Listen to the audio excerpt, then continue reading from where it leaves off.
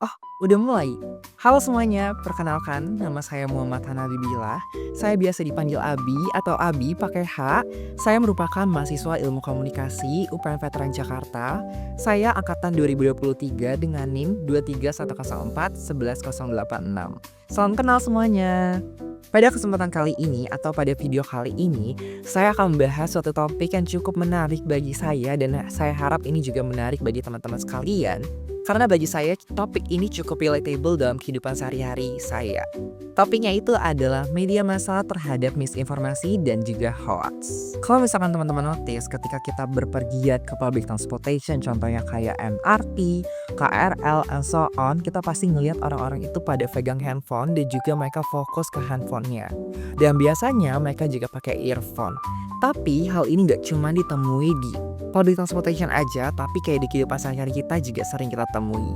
Contohnya ketika teman-teman berpergian ke Blok M kali ya, tempat hits anak Jaksel, tempat hits anak Gen Z, teman-teman pasti akan melihat bahwa di sana itu banyak banget orang-orang yang megang handphone di tangan mereka. Selain itu, kalau misalkan teman-teman notice juga, zaman sekarang ini kita gampang banget untuk mencari informasi dan juga menyebarluaskan informasi. Contohnya, kalau misalkan aku mau hangout sama teman-teman aku, biasanya tuh aku selalu searching dulu. Biasanya aku searching di Google, di TikTok atau di Twitter kayak tempat nongkrong di Jaksel and so on kayak gitu. Dan informasinya itu bisa datang ke aku dengan sangat amat cepat dalam hitungan detik. So ya, we're entering the new era which is digital era atau era digital. Di era digital ini, informasi dapat menyebar dengan sangat amat cepat melalui berbagai media massa, baik itu cetak maupun secara online. Era digital ini tidak hanya membawa kemudahan bagi kita, tapi dia juga membawa tantangan baru bagi kita. Salah satunya adalah penyebaran misinformasi dan hoax. Sebelum kita pergi lebih jauh lagi untuk membahas media massa terhadap misinformasi dan juga hoax, mungkin saya akan menyamakan dulu persepsi kita terhadap misinformasi dan juga hoax. Menurut Afwan, misinformasi adalah sebuah informasi yang salah, namun orang yang menyebarkannya percaya bahwa informasi itu adalah benar. Jadi dapat disimpulkan bahwa misinformasi adalah informasi yang salah atau menyesatkan yang disebarkan tanpa niat buruk.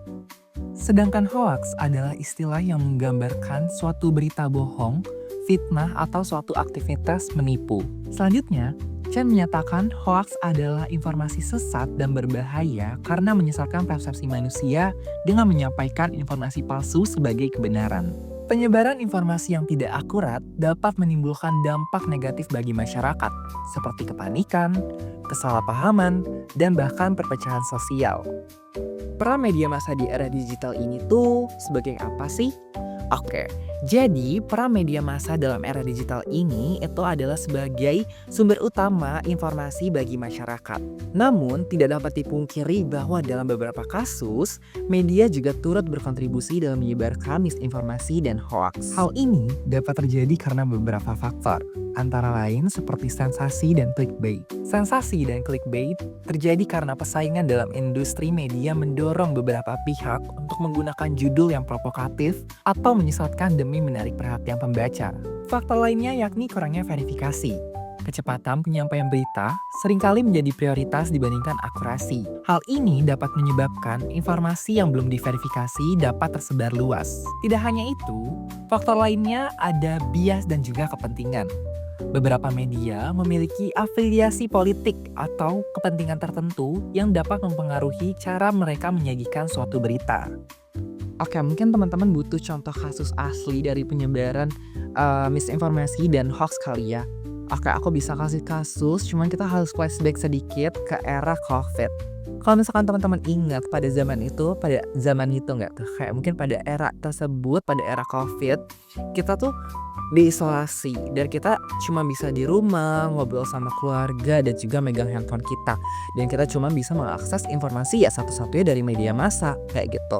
Nah, pada era COVID tersebut banyak banget berita yang bermunculan setiap harinya dan itu beritanya cukup update dan beritanya pun variatif macam-macam, kayak ada yang tentang teori konspirasi and so on, dan lebih banyak sih tentang berita medik.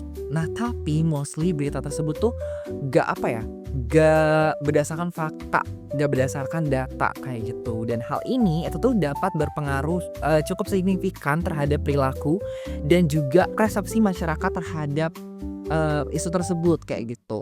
Dalam kondisi dan situasi seperti itu, media massa dapat membantu untuk mengatasi misinformasi dan juga hoax dengan menerapkan langkah-langkah seperti berikut.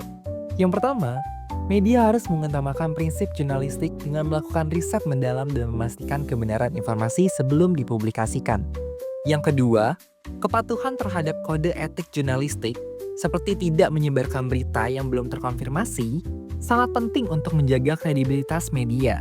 Yang ketiga, beberapa media dapat bekerja sama dengan organisasi pemeriksa fakta untuk memverifikasi informasi sebelum menyebarkan informasi tersebut ke publik. Gak cuma media massa aja yang dapat melawan hoax dan juga misinformasi, tapi kita, masyarakat juga dapat melawan misinformasi dan hoax dengan menerapkan beberapa langkah berikut. Yang pertama, penting bagi kita untuk memahami cara kerja media dan kritis terhadap informasi yang kita terima. Hal ini sangat penting dilakukan untuk menghindari terjadinya penyebaran hoax.